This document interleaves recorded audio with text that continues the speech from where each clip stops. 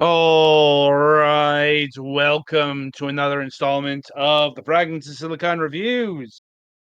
4 reviews up this week, including our anticipated review of Mina the Hollower coming up in a bit.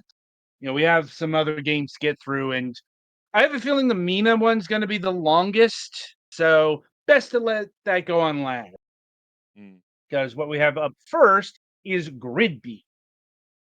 Dungeons, danger, rhythm action. You just hacked into the biggest corporation in the world and stole an unfeasibly valuable amount of data. But getting in was the easy part. To get back out, you will need to explore the mainframe, solve puzzles, battle security programs, and do it all to the beat. Like, right. So I suppose the first thing I should mention is this is actually a game that has been published by the revived Acclaim. Um, I hope I don't need to introduce Acclaim, Yeah. at least the legacy version of Acclaim at this point, considering even like more than 20 years later, they're still one of the most notorious publishers to have ever existed. And it's not like this is the first time this has been attempted, to revive this brand. Just Acclaim is doing it in the modern sensibility. We've seen this with other um, brands that were big back in like the 80s, the 90s, what have you. It's right alongside the revived Microprose, Atari, Infogrames. Um, they've all been turned into Atari's a special case, but they're indie publishers. This is actually going to be relevant for the show this upcoming week, but more on that later. As far as what GRIDbeat is, yeah, it's a quote unquote hacking simulator. Um, in the same way, I'm trying to remember that one hacking simulator we reviewed like last year. The one I'm talking about? Like, Not off the top of my head.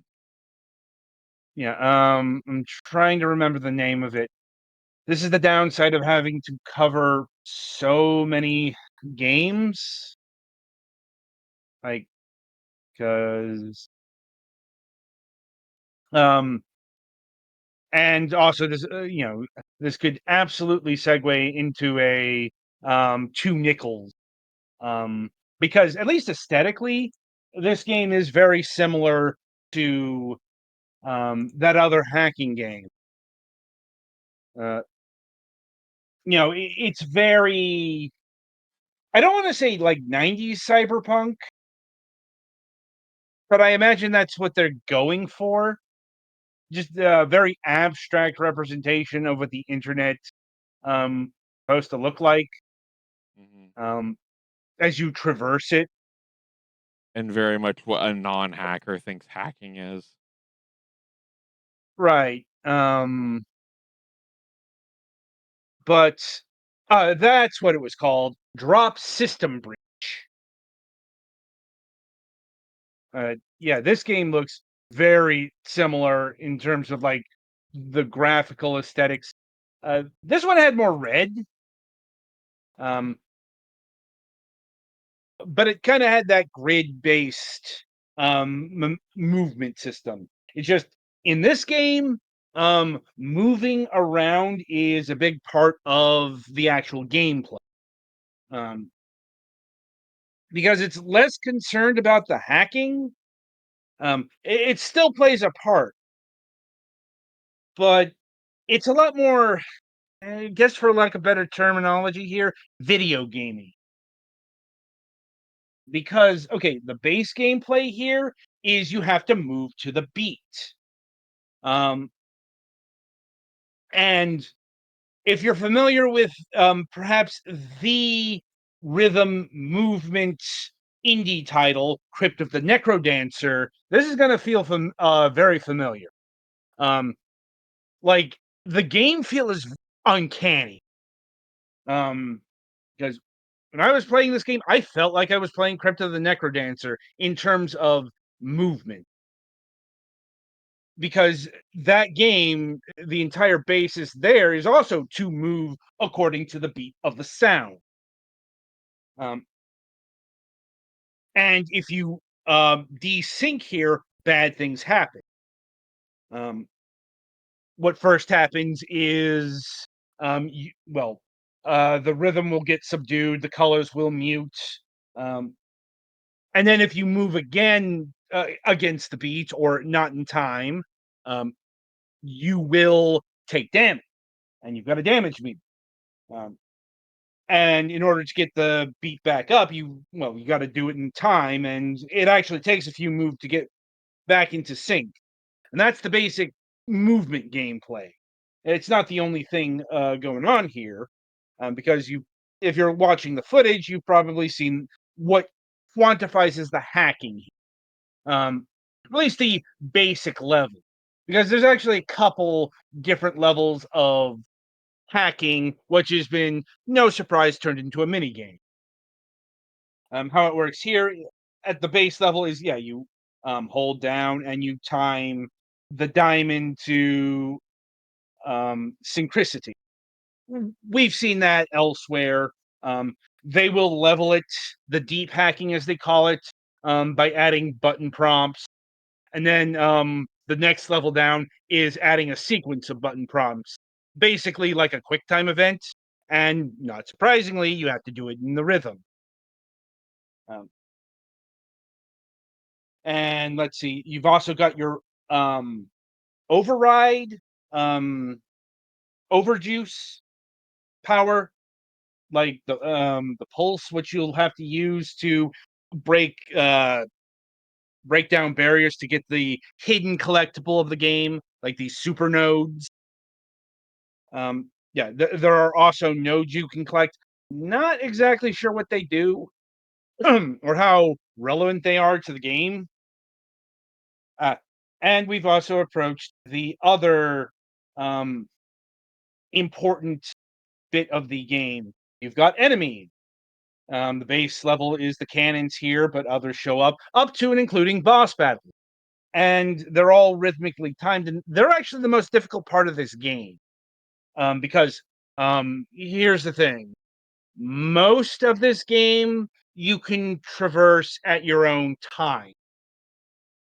Like, if you're not feeling confident that you're moving within the time of the rhythm, you can wait until the next pulse wave comes in and move. Um, that is a thing I did more than once. Shame to admit it. But in terms of like when you got the cannons on screen, you have to actually move because you will take damage by the virtual bullets. The problem is you still have to move to the beat. And there are times when you will move either out of sync or anti sync. Like there were times when I just move it completely against the beat because I have a cannon firing at me. Like it's like I get why it's here. Execution could have used a little work, but all in all, it's all a very solid premise, solidly constructed. Um, it's just this is one of my most hated genres. Like I have never liked rhythm games, going all the way back to like Parappa the Rapper. Wasn't any good at that, and that was back when I had faster reflexes. Let's say, um, it's like, and yeah, I could do this game. It's just, ugh, I I just do not like keeping time to movements. I can see the appeal, just not for me. Oh, right, and you also have the corruption zones here, um, which will disable all your power attacks for a bit. Like, and that's really at the core of this game. Like, obviously, there will be other tricks and traps and boss encounters, and the narrative is very typical hacker stuff. Like if you watched a hacker movie, if you played a hacker game, you kind of know what's going on here. Like you are the Uber hacker, best in the world, and you're now. I suppose you're not trying to break down the best system in the world. It's actually a very ancient system, but you're being paid a lot of money to do that. And as it turns out, you're unleashing um, a demonic, like literally in the case of how it's formatted, like it takes the face of a demon, and you have to, you have to stop it before it wreaks havoc on the world or whatever, or the bad guys use it for nefarious ends or whatever the motivation is here. Like, um, and yeah, I think that's about all I got here in terms of like gameplay. Like the graphics are fine. Um, Once again, they're not breaking the hacker aesthetic. In fact, that's probably what's being counted on here. Also, try to guess what the soundtrack sounds like. It's If you said techno. smooth jazz, you'd be wrong. Like, it's EDM. Of course it is. It's of course it's going to be electronic music of one form or another. Um, and it sounds good. Um, like if you're not a fan of that kind of music, I would ask, what are you doing playing this game at all? Because ever since the mid '90s, once again, you know, electronic music, techno, whatever you want to call these particular genres, they are very, very associated with hacking. It's probably too much to blame the movie Hackers for that, um, but it probably didn't help. Like there were probably other films like Johnny Mnemonic and Virtuosity to add to that pile. Mm. It's just music that comes from computers. It syncs up quite nicely with video games with computers. Anyway, so in terms of pricing, this game clocks in at $20. I think that's fair um, for what's on offer here. I I'm guess not the something best to help judge. with rhythm and stuff is the controller does vibrate if you have vibration on. Yes. Also, it is recommended that you use headphones for the best experience. Mhm. Um, Wired headphones specifically. Yeah, they They are do. aware of what Bluetooth lag is. Yeah, they do at least give you an option to calibrate to help. Yep. Yeah. Once again, like it's a fine game for what it is. Um, just not my cup of tea. Which we have on a fairly regular basis on this program. Hmm. Like we don't always get to review the games we like or desire to review. Like, but such is the whims of fate. Hmm. Anyway, also worth noting, um, if you're hesitant, there is a demo on Steam, so you can try before you buy. And I think that's rather recommended here Hmm. if you're like me and not too keen on rhythm titles because of timekeeping issues. Right. Like, anyway, so Petty, Gollix, anything else you wish to add here? No, I don't think I had anything else.